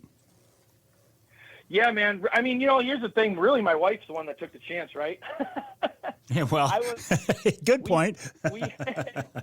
So I really appreciate her for trusting me. But the building you talk about God's plan. The building that we ended up buying was a building that when we first started dating, my slip for the charters was like up the river. And even before I chartered, my slip was up the river, and it was vacant for a long time. I said, if that place ever comes for sale, we're going to get it. Well, a friend of a friend we knew that owned it, they ended up selling it. And we don't have, the St. Clair River, we have 40 and a half miles of river. And at the time, there was only 4 shops on it. And one of the bait shops was very, very small, like hand-tied lures and really just a lot of live bait. Well, around the time when I went to buy it, the other bait shop in St. Clair closed. That gentleman retired. So now there's only 3 of us. So we saw a need for it, and we just went for it, man. And it's been awesome. Pete, you are breaking up a little bit. I don't know if you can get near a window or a different spot maybe to get us a little bit more solid signal. I'd appreciate that. So last time I had you on, if I remember right, we were talking about the process of buying a new boat. You were selling the Polar Craft and buying a big glass rig. How's that working out for you? It went really well, man. We ended up going with a Skeeter WX 2060. I got a 250 Yamaha show on it, and it's been a dream. Now we're running trips from the bait shop. We're going 15 miles out into Lake St. Clair when we need to, staying on walleye bites, keeping the customers comfortable. Not that the Polar Craft wasn't comfortable, but right. The difference between a glass ride and an aluminum ride is much different. And this Skeeter's just a fishing machine, man. The layout on it's really nice. We've got it rigged up. We've got a couple Humminbirds. We've got a couple Garmins. We've got the live scope on it. It's been an awesome, awesome boat for us, and the transition was pretty seamless. So do you have other captains fishing out of your shop too, or is it just you? It's just me right now under the Hook One brand. We have a couple other captains that'll use our facilities, because we have a cleaning station here, we have docks here, we have bathrooms here, the bait shop's here, we have food in the bait shop. So occasionally when we have guides come up this way, they use our facilities as well. But really, it's just me guiding under the name right now, and it's been busy, but it's been great. So, Pete, you've got just this Hook One fishing charter. This is like your one-stop shop for fishing on the St. Clair River. Yeah, man, that was our goal. I've been fortunate enough when I went down to Florida, I saw a couple places like that where you got the bait shop, you got the charter captains, you got the fillet table and everything like that. And I was always just like, man, this is so cool. And our whole goal was to make it not only about fishing, but about the culture, right? Welcome in the tournament fishermen, welcome in your guys that are really good in this industry, but also it's a place for people that don't know what they're doing, or if they have questions, or if they're looking to get into fishing, they can just come and hang out. They might be seeing us clean fish. They might be hearing us talking about a fishing report with another customer. They might have questions of their own. We wanted it to be much more than just a bait shop, and it's been going well. It sounds like the kind of place I'd love to hang out. We'd love to have you one of these days, but it's just schedules, man. It's so busy. I know it, but it just sounds like a nice, friendly, comfortable place to come and just hang out for a while. Yeah, and that's our goal, because especially nowadays, Mike, you're no stranger to it. You look around at all the quote-unquote new baits, new rods, new reels, new line. I mean, you name it. It's always new, right? And there's 4 or 5 phases that come out through a year of new stuff. And that can be really intimidating to a lot of people, myself included when I was younger. So my whole goal was to make this a place where you can feel welcomed, a place where you can feel like you could ask questions. And, there's no such thing as a dumb question, because you're not going to know if you don't know. Well, you talk about new and new products and such, and I get that completely. A shop of your size, you've got you got finite space there. You don't have unlimited shelf space. How do you decide what to put in your shop with all the choices that are out there? We really focus on what's specific to our river. So, we've been fortunate enough to talk about it before, but every body of water is going to be different. Whether you're fishing Lower Lake Huron, the St. Clair River, Lake St. Clair, Detroit River, Lake Erie. So we try to, a majority of the shop is catered directly to the St. Clair River and river fishing. So whether you're fishing Saginaw River, Detroit River, a lot of jigs, a lot of plastics, all that sort of stuff. But what we wanted to do was walleye central, because we are fairly centrally located. If guys want to go pull cranks or pull spinners, use forward-facing sonar is becoming a thing. So now you got to bring in baits for live scope and the active target and all that. But I tell people I don't have enough space and I don't have enough money. So everything in here has to be stuff that works. Yeah, that makes sense. What are you fishing for now, Pete? What's hot? We're still walleye fishing. The walleye bite's been really good, heading out to Lake St. Clair.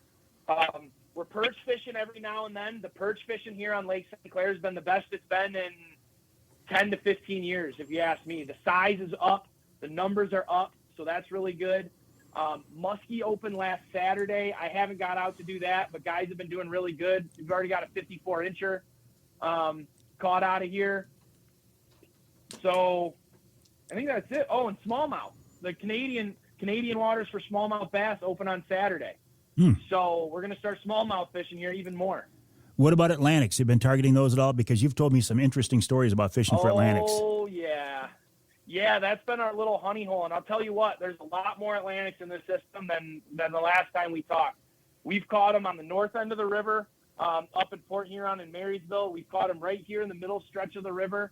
And they're even getting them out into Lake St. Clair, out at the end of some of those channels. Really? And these Atlantics, man, they're unbelievable creatures.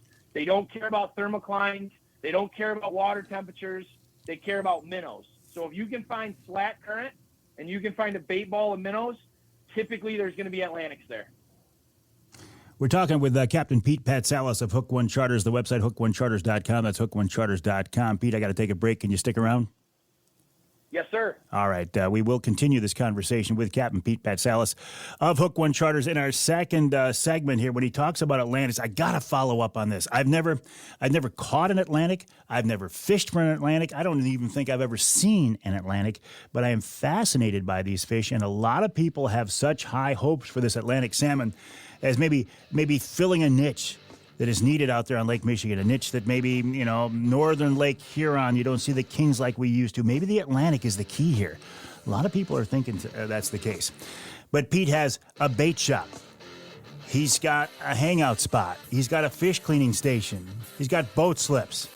He's got a charter service, Hook One Charters, and he's got a very cool podcast as well. This guy He is a mover and a shaker in the Michigan fishing business, and a guy I think you should check out. HookOneCharters.com, the website HookOneCharters.com.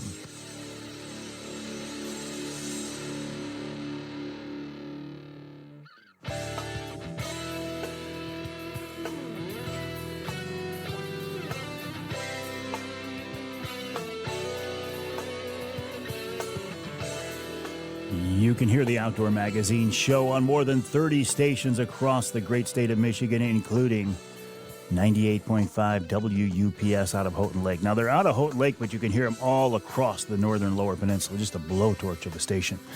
You can also hear us in the southwest corner of the state, St. Joe, WSJM, 94.9 FM.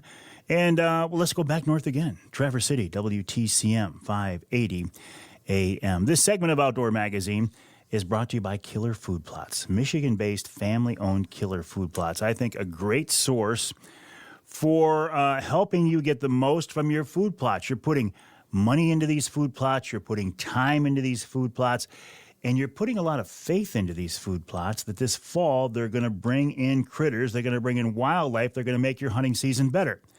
So why not work with a Michigan-based, family-owned company to get the most out of your food plots? Killer Food Plots owner Rich Krizan does a wonderful job. If you go to the website killerfoodplots.com, that's killerfoodplots.com, you can see the different services he has to offer. You can see the different seed blends he has to offer. They also have a line of scents, too, by the way. I keep forgetting about that. All to help you get the most out of your hunting season. And, you know, it's summertime now, but hunting season is not that far away. KillerFoodPlots.com is the website, KillerFoodPlots.com. While you are online checking out KillerFoodPlots.com, I would encourage you to head over to my website, MikeAveryOutdoors.com. My website is kind of a portal to all things Mike Avery Outdoors. You can get to all the social media outlets. You can get to all my podcasts, all the live streams. If you go to MikeAveryOutdoors.com, links to the Facebook page and Instagram and all that good stuff. Also, then, while you're out there poking around, jump on over to HookOneCharters.com. HookOneCharters.com, the website of Captain Pete Patsalis and Hook One Charters. He's on the St. Clair River. He's got a lot going on. And Pete, let's talk more about these Atlantics. Has that fishery started yet, or does that come later in the summer? No, man. It's actually, we've been fishing for them since January. January? They've been here the whole time. Yeah. Well, tell me more. We never got any ice flows. We never got any ice flows coming down from Lake Huron. So we've been able to fish those and effectively fish them since about January or February. And our best bites were actually the middle of the winter. It seems like they're dropping eggs and spawning in February, which is interesting. Yeah. And now they're just sticking around. They're chasing bait. It seems like every north or northeast wind we get, it pushes fresh fish into the system. And there's a few different ways to target them. A lot of the times we're going downstream, which this is a fast-moving river. So these fish are really particular on what they're eating. They're really particular on bait presentation. As many fish that are in this river, we don't really catch them vertical jigging, and we don't really catch them on bottom bouncers. Are there enough fish out there, though, that you can target them, though? It's not an incidental catch. You can go out and say, today I'm fishing for Atlantic salmon. Yes, sir. Yes, sir. 3 fish a limit, and we hear limits getting caught often. It's dialing in your presentation, and there's really 2 main ways guys are fishing them right now.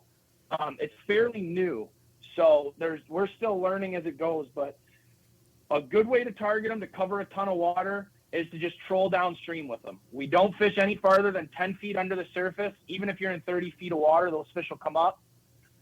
We're trolling spoons and small crankbaits, whether it's floating rapalas, the smaller hit sticks, the Berkeley money badgers, anything like that. We troll them downstream, anywhere from like 3 to 4 miles an hour. And again, we're trying to find that slack current. The other way to fish them is like how traditional river and float fishermen fish them, which is an absolute blast if you can find a pile of them. And that's just some split shots, float, a size 4 hook, and a minnow. Well, I'm thinking that St. Clair is too deep and too fast to fish that way. I'd think about fishing that way on the Manistee River, not the St. Clair. So the good news is a lot of the spots that you're fishing are going to be current seams and current breaks. And the depth doesn't matter. I mean, we've caught those fish in 50 to 60 foot of water on a line that's maybe 4 foot below the surface. Really? Wow. So we've been fortunate to kind of slowly figure these things out. But like I said, a lot of the times when you're walleye fishing, you're fishing the bottom, and those fish aren't down there feeding on the bottom. They'll bite a crawler harness, but it's as you're reeling it in to check your bait. Super weird fishery, but it's been very fun to figure it out. How do they react when you get them on the hook? They're nuts. They're absolutely nuts. They'll stay down and run. Some of them come up and come flying out of the water. You mentioned how it might be a nice alternative to a king. Yeah. I might be in the minority saying this. I hope the kings never take over Lake Huron again. I hope we get a really good Atlantic fishery. Well, the kings get so big so fast because they're feeding machines. And they are a lot of fun, but an Atlantic is going to put up that same fight. When you're trolling dipsies, it's going to wake you up just like a king does when a king hits a dipsy. And we do a derby every year from the beginning of March until the end of May. And we saw probably right around 10 fish over that 10-pound mark. An 11-pounder won it. And the big ones that a lot of these guys were fishing for broke off because we're fishing like leaders, right? So if you're fishing 6-pound test, 10-pound test, and a fish crushes that bait, they're gonna pop off. Wow. But it's been really cool to see it. And like I said, we're seeing them from Lake Huron, Lexington, Port Huron, all the way down into the channels and into like the mouth of Lake St. Clair. They don't seem to travel far into the lake, but they sit in those channels in those deep holes. And all they're doing is chasing shiners. Well, it sounds like a lot of fun, but earlier in our conversation, you mentioned the perch fishery has been real good too. Perch is an interesting fish because people will stop whatever else they're fishing for. I don't care if it's salmon, if it's smallmouth, or if it's walleye. If there's a perch bite going on, they'll stop and they'll fish for perch. So why do you think the perch fishery is exceptionally good this year? I think this year it has a big thing to do with the lack of ice. And I don't know how the fishing's been up there, but you can tell around here it's been a very distinctive difference between the way the fish are acting this year and the way the fish have been acting the last couple. Not that we've had great ice, but this year we had virtually none. And I think those perch, instead of coming in shallow and getting beat up real bad, and I mean, my biggest pet peeve is watching a guy fishing an ice hole and he's got a dozen dink perch just sitting on the ice asking where all the big perch are. Well, they're dying. I also think a little bit of it has to do with our limit, right? Like they scaled us back over here to 25 fish a person instead of 50. But we're seeing perch fishing now that's rivaling Lake Simcoe. It's rivaling Burwell. I'm talking 100 fish, all of them over 10 inches. Wow. Like there was a 15-incher weighed in at one of the local derbies the other day. There is some big perch out there on the humps, and you're out there. They're catching them on perch rigs, but we're catching them casting drop shots. We're catching them casting blade baits. Smallmouth, walleye are all bycatch out there. It's been a really cool season. Of all the different species you've got out there within range, and it's like a fish factory. I mean, you've got your choice of whatever you want to fish for. If I said, Pete, you can only fish for one more fish out there for the rest of your life, could you pick one? I'm jigging and casting walleyes, Mike. It's what I fell in love doing. But that Atlantic fishery, the more I figure it out, and especially when you catch them under a float, you're on a medium light rod with a bobber and a hook. I mean, it's just you and the fish, and it's remarkable. I hear they're pretty good eating too. They're delicious. I would take. The only thing that comes close to it as far as silverfish comes is maybe a smaller coho, but an Atlantic is so mild. There's so many ways to cook it. We typically always end up grilling them. I don't even like to smoke them because the fish is so good grilled, and just having that natural fish as far as table fare goes. And that's why I really hope they stick. It's an expensive fish for the state to stock. So if they're not, when they first started planting them, they went everywhere. You'd plant them in Lexington, they'd run up to Rogers City, they'd run to the Detroit River. They were doing whatever they wanted. Now it seems like after the last few years, they're finally starting to reach into a pattern. They're finally starting to settle in, and it's been really cool to track. You mentioned live scope too as a tool that you're pretty excited about. Is that just for jigging and casting? Have you found a way to use that for trolling yet, Pete? Oh yeah, we actually, I have a buddy. So my live scope's set up on the bow, but it depends where you set it. I have a buddy that's got one on the back, and we actually will watch his downrigger. And you'd be sick at how many fish will follow a lure on a downrigger before it hits. I really use the live scope though for that casting bite out on Lake St. Clair is getting to be really fun. Getting out there and finding smallmouth and walleye that are off the bottom and hungry to feed, and putting a bait in front of them and watching how they react. You know, they might be skittish on like a pink bait or a green bait, and then you flip over to a purple bait, throw it out, and they don't even think twice. They just crush it with reckless abandon. And that was a big reason why I got the live scope. It wasn't necessarily to scope fish and find fish. I fish a lot by myself. So when I'm trying to break down spots or get ready for a guide trip, I like to just know if the fish are there and how they're reacting. And once you get on them, man, it is a really cool tool. Well, it sounds like a lot of fun. I have not been on a boat yet where I've seen it in use, but I can't wait to check it out. Pete, where do we find the shop?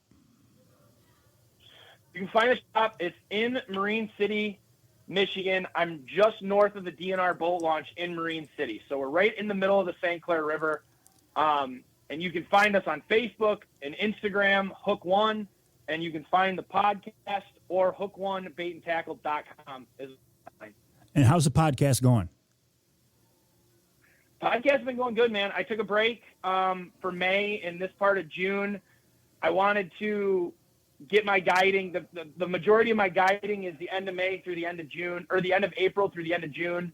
So I took a little break. I wanted to get that down. I wanted to redo our set a little bit, wanted to reach out and pick up some sponsors. So we're actually getting ready to launch it here. It'll be back at the end of June. We've got some really good guests coming up, and we try and keep it a little 50-50. We do a lot of episodes are tips and tricks and how to target fish on the St. Clair River, because I think that's necessary.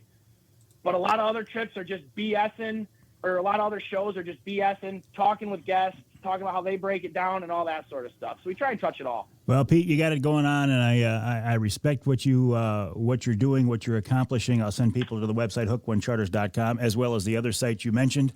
Good fishing to you, and I will look forward to talking again soon. Mike, thank you very much. I appreciate it, man. It's guys like you that have set the road for us. Well, I appreciate you saying that. That's another way of saying here, I'm going to break it down to what Pete said. He said, Avery, you're an old guy. Get out of the way and make room for me. Well, maybe that's not what he said. We'll take a break here in the Outdoor Magazine show. When we come back, a few more things I want to talk about, and then we will wrap it all up with wild game chef extraordinaire Dixie Dave Minar right here in Hour 3 of this week's Outdoor Magazine.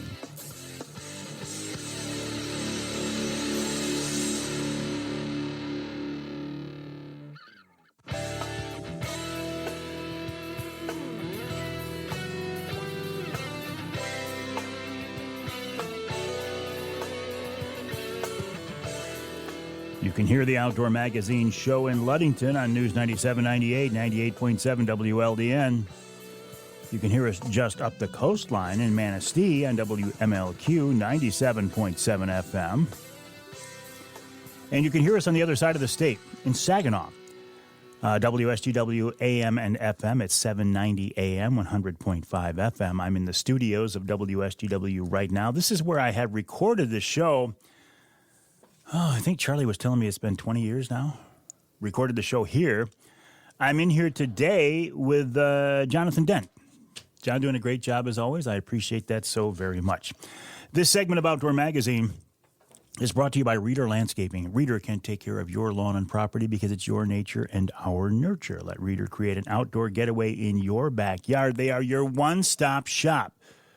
From maintenance to landscaping to hardscaping, to backyard pools, backyard patios, backyard kitchens even. We're on their list. In fact, I need to check with them and see when they think that project is coming up, because I want to move some plants to get them out of the way. They're going to finish phase 2 of our backyard landscaping, put some stones up around the house, a little low maintenance. I like low maintenance. I also like the fact that the Reader guys come over, and when they're doing something at my house, it means I have more time to be on the water. This is the way I look at it. This is the way I justify it. For every hour that a reader crew is at the Avery house, it's another hour that Avery can spend on the water. See, that's all you got to do. If you just look at it that way, it all works out. ReaderLandscaping.com. That's ReaderLandscaping.com. We'll see how my math works for you. All right, coming back to a list I want to talk about here. Mother Nature, will you please start cooperating with me? Please. All I want is for a day that I am able to fish and have the wind not blow. It seems like lately, every day that I've been tied up with work, it's been dead calm. And the days that I can fish, it's been blowing like crazy. As I'm in the studio right now, I do hope to be out there in just a couple of days. The forecast looks pretty good, but I'm jonesing. I want to get out there. Wind was a factor last weekend for the Walleye for Warriors event. They were still able to pull it off. Had a very successful event. Congrats to everybody at the Bay City Elks, Walleye for Warriors, and Linwood Beach Marina. You guys did a wonderful job. Thank you for allowing me to be a part of that once again. I do appreciate that. Father's Day weekend. I almost forgot about that. If your dad is still around, I hope you get a chance to wish him a wonderful Father's Day. I hope you have a chance to maybe see him, sit down, shoot the breeze with him a little bit, pick his brain. Because you might, I know, probably the folks listening to this show are old enough to realize your dad knows more than you do. He does. If for no other reason than he's been around more. So if you are a dad, happy Father's Day to you. Hope you get a chance to do exactly what it is that you want to do on your day. The golf outing, I want to mention that again because we're only about 6 weeks out. It's the first annual Mike Avery Outdoors Charity Golf Outing to benefit MUCC's Youth Camp. It will be Monday, July 29th at the West Branch Country Club, obviously in West Branch. We do have openings for players, and we have unlimited openings for sponsors.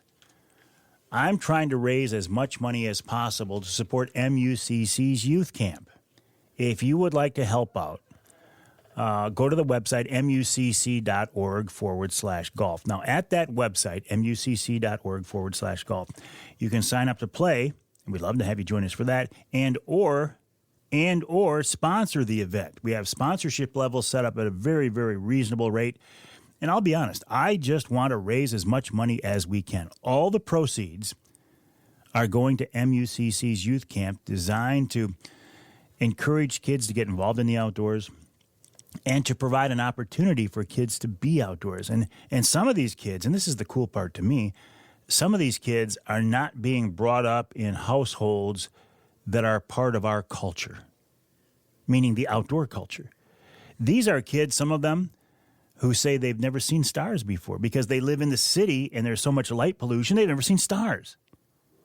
When I heard that, I thought there's got to be something I can do to help this whole thing out. And on a Wednesday Night Live, which is a live stream I do every Wednesday night at 7, we started talking about golf and how I wanted to fish more this summer and play more golf this summer. And the whole concept of a golf outing started to snowball. And by the time I was done with the live stream, it was like, okay, we're committed. We're going to do it. And then, okay, who do we work with? Who do we, benefit? MUCC Youth Camp, it all came together like it was supposed to be. MUCC.org/golf, MUCC.org/golf to play and or sponsors. So far, our sponsors include Security Credit Union, Northern Jack Pine Branch of the Michigan National Deer Association, GFL Environmental Services, Craig Plowman, Trophies Africa, Scott Keatsman of Linwood Taxidermy, my brother-in-law, sister-in-law, John and Debbie Craves, Uncle Johnny and Debbie. They came out there. I mean, they didn't have to do that. Yider Insurance, Heine Knott Vernon Insurance.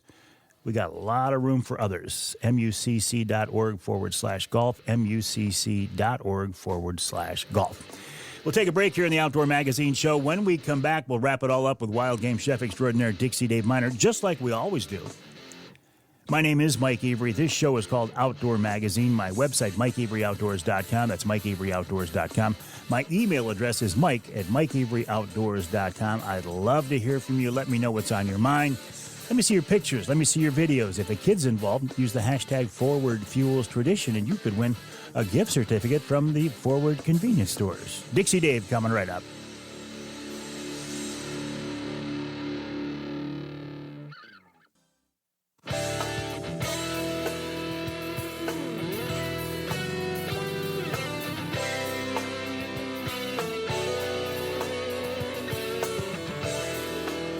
Welcome back to Outdoor Magazine. I appreciate you being along with us this week. Look, I know there's a lot of different things you could be doing, a lot of different content you could be listening to. And the fact that you hear my voice, either the broadcast version of the show or the podcast, means so very much to me. Thank you. I do appreciate it. Also appreciate Wild Game Chef Extraordinaire Dixie Dave Minar being a big part of the Outdoor Magazine show. Each week he joins us, as he has for so many years, here on the radio show and also before that on the TV show as well. And he always comes up with a great wild game recipe. A lot of times in the fall during hunting season, it's a small game or wild game. This time of year, probably more likely to be fish because that's what people are out doing. And David joins us once again on the Outdoor Magazine phone line. Welcome back, David. How are you? I'm very good, Michael, and yourself? I'm doing great. I could not be better. Thinking about fish, Dave, earlier in the show, we actually spent quite a bit of time this week talking about Atlantic salmon. What about a salmon recipe? I do have one. I have a poached salmon. It can be very healthy if you follow a couple of guidelines here, or it could be either way you want it, I guess. So you're going to eat salmon Veronique. It's a French-style dish. We used to sell this at the restaurant quite often, except we used king salmon. But you could definitely use Atlantics or any of the other salmon varieties, cohos. So you need about 8 ounces of boneless, skinless fillet per person. You need either water or a fish stock. You can make a fish stock on page 7 if you wanted to look that up. And if you wanted to make a roux, or you could use cornstarch. Cornstarch will be a lot healthier. And you could use either a 1/4 cup of oil or make a little bit of a slurry up with some cornstarch. 4 or 5 cups of cooked fluffy white rice.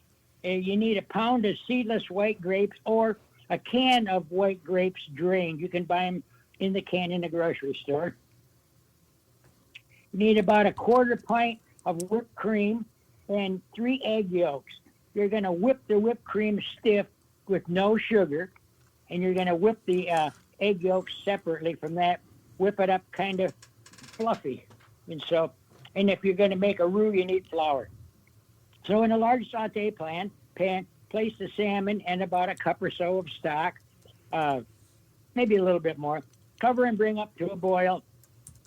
And it depends on how thick the salmon is. It might take up to 8 minutes, or if it's thin, depending on which kind of fish you're going to use, it might only take 3 or 4 minutes to get it done. Remove to a warm plate. And dry the pan out with a paper towel. Heat a 1/4 cup of the oil if you're going to make a roux. Add small amounts of flour and mix in more flour until it's nice and thick, and stirring it constantly so it stays light colored. And you cook it till just a golden brown. Take it off the heat. In the remaining stock, if you got, say 4 cups of stock or water, you can bring that up to a boil. Add the roux or the melted cornstarch, a small amount at a time, until it's kind of thick. Simmer it for just a couple minutes. Take it off the heat. Let it get cooled down a little bit. Say like on oven-proof plates. You want to divide the rice equally amongst 4 plates because it's for 4 portions. Place the salmon in the center of the rice. Divide the grapes equally among them. And then you can take and fold. You don't want to whip the whipped cream anymore. So you want to fold this thickened stock sauce with whipped cream and the beaten up egg yolks. This will actually brown if you put it under a broiler. So just fold it in. Spoon the sauce over the fish and the rice and place the grapes next to the fish, much or as little as you like.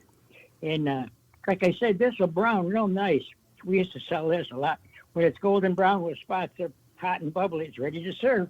It's a great way to make salmon, and you get the full flavor of the fish. It's just amazing. It sounds a little complicated. Not really. You just got to whip the cream, put that on the side, whip the egg yolks on the side, and then just boil the fish, kind of simmer it, you know. Well, nothing sounds complicated for you, Dave. You've been doing this all your life. Well, yeah, pretty much. Oh, so It's a great way. You could actually make walleye with this too, or any of the salmonids. well, that's what I was going to ask you. I guess what we're looking for is what, a bigger fillet. Is that the key to this, or not really?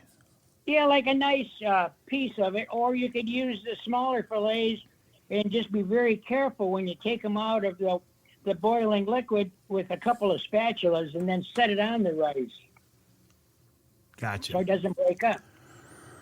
Gotcha. When I think of fish recipes, I mean, I've seen so many of yours. Of course, I've got to go back to Walleye New Orleans, which was like the signature, staple, the signature dish.